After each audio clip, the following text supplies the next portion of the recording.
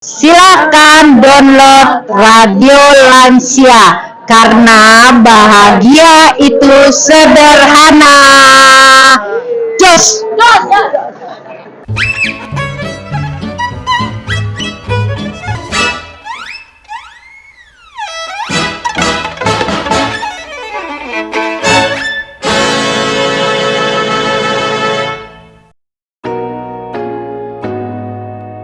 Indonesia selama ini selalu mendengungkan soal bonus demografi penduduk usia produktif.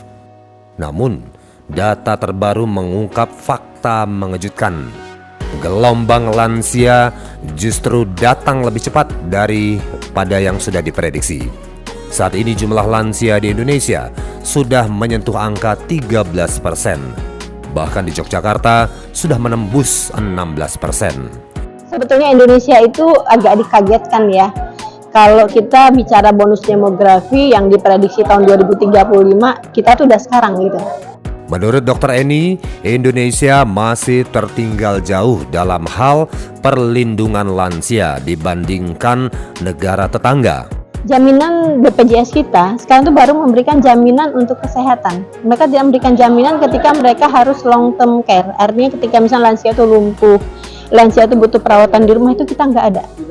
Nah kalau negara lain, tetangga kita lagi saya ngomong ya, mereka tuh udah punya jaminannya. Jadi ketika misalnya saya tua, saya udah nggak bisa keluar rumah, itu tuh akan ada orang yang setiap hari menjenguk saya, melihat saya, minimal nganterin sesuatu buat saya. Nah ini tuh belum ada.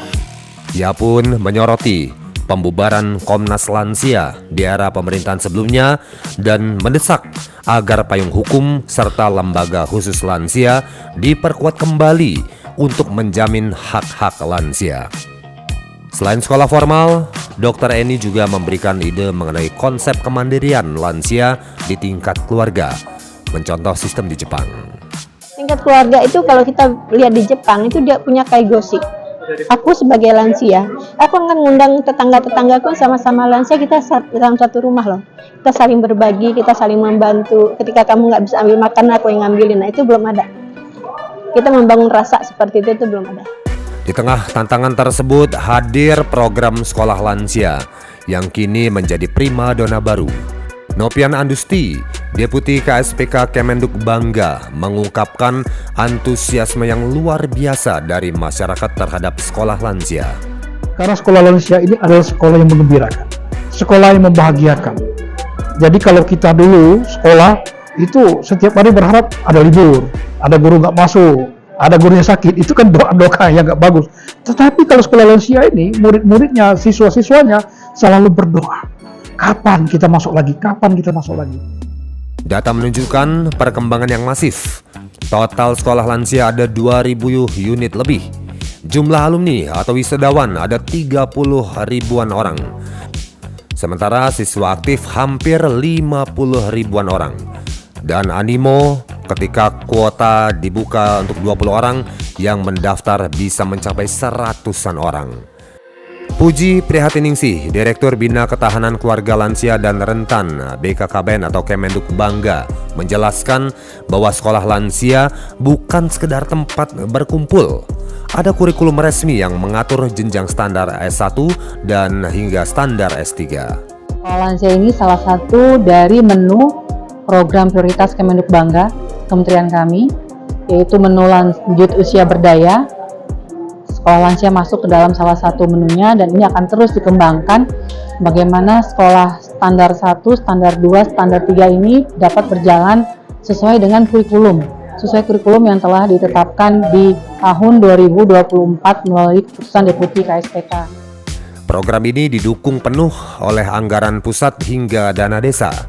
Pemerintah juga mengajak mitra strategis dan pihak swasta untuk membiayai operasional sekolah di tingkat akar rumput. Mustikowati dari Pelita Usila atau Perempuan Peduli Usia Lanjut dan Heni Trinisiati, seorang calon peserta sekolah lansia, menyambut langkah baik dari sosialisasi sekolah lansia tersebut. Sosialisasi ini sangat-sangat bermanfaat dan peminatnya sangat banyak. Manfaat dari sekolah lansia ini kita dengarkan tadi banyak sekali untuk pertahanan dari kesehatan baik itu psikis maupun klinis dari para lansia. Menarik sekali ya, sesuatu hal yang baru untuk saya yang sama sekali belum pernah ikut kegiatan ini gitu ya.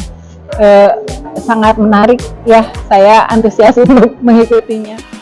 Masa tua bukanlah akhir dari sebuah produktivitas, melainkan babak baru yang bisa dijalani dengan penuh martabat dan antusias. Tim Radio Lansia melaporkan dari kantor Kementerian Kependudukan dan Pembangunan Keluarga.